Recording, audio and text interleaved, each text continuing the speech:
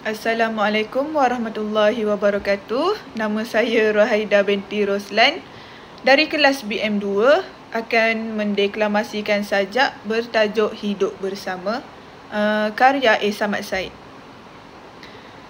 Kita sudah sampai di lereng amat indah di bawah pelangi dalam ufuk yang masih mencabar, dan kita ikhlas berjanji untuk bermaruah tenang dalam segala uji cabar dan debar. Kita mencari hanya yang tulen dan jati, sekata hidup, mengerti dan berbudi. Kita wajar mendaki lagi kerana puncak yang jauh. Dalam gelora dan taufan, tak tercalar tekad kita kerana kemerdekaan mengasuh kita bersuara dalam sopan. Yakin menyanggah musuh, tulus menambah kawan, inti tonggak dan menara kebahagiaan.